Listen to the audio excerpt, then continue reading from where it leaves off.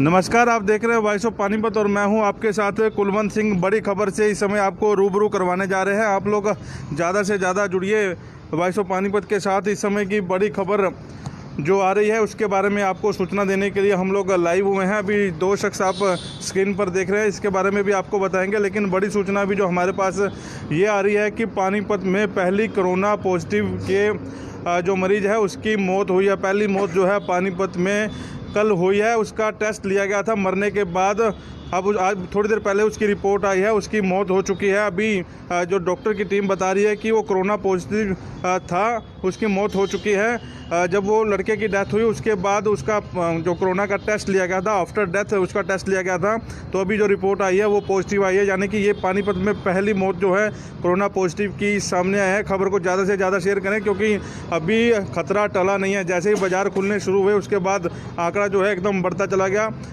जो कल 2 रिपोर्ट आई थी, पॉजिटिव आई थी। परसों रात को भी एक पॉजिटिव केस आया था। तो आज सुबह की जो सूचना आ रही है, कल रात को एक लड़के की 24 वर्षीय लड़का है, उसकी डेथ हो गई थी।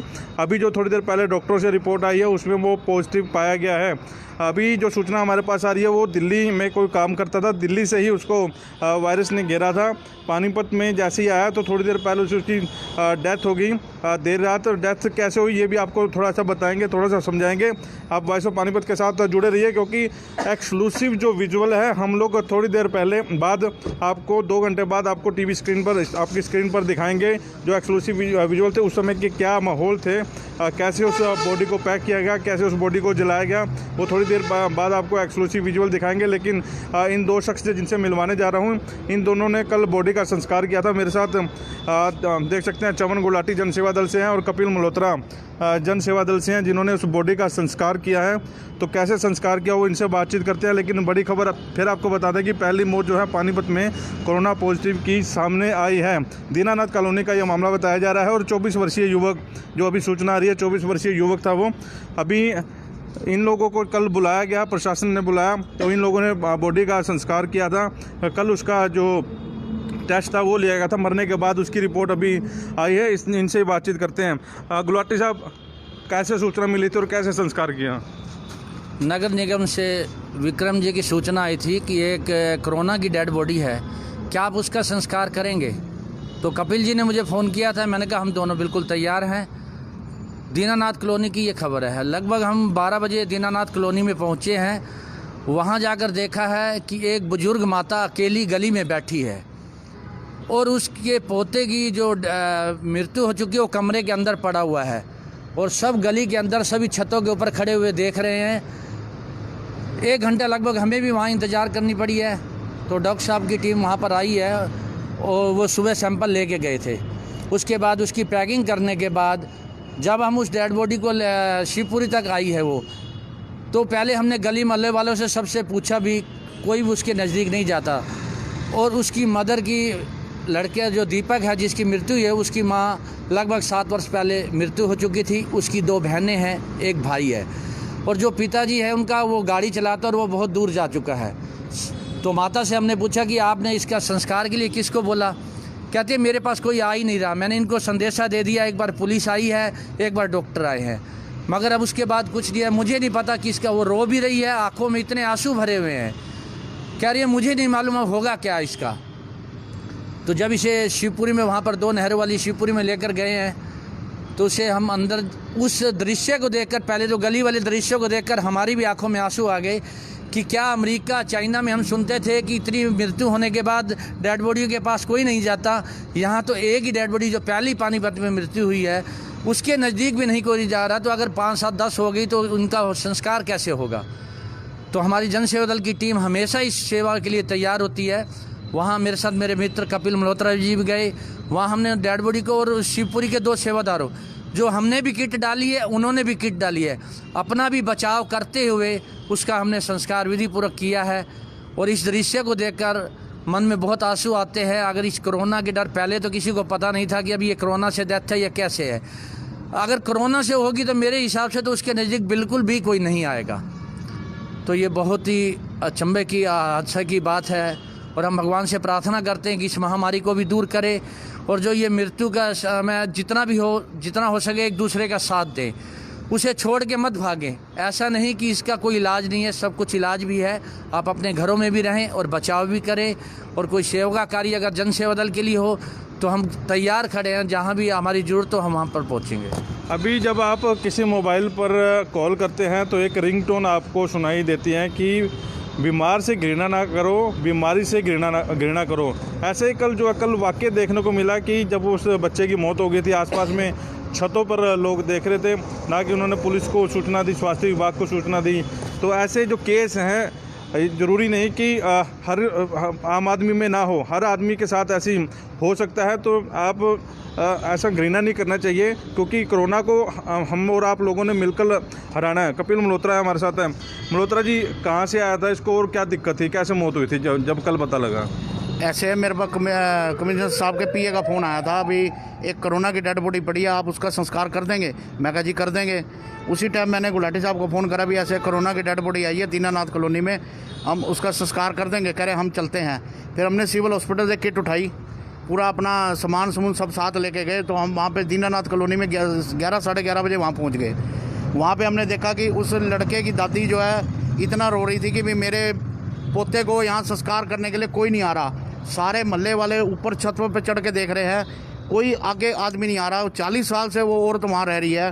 वो दिल्ली से जो है, वो दिल्ली में काम करता था, दिल्ली से आया था।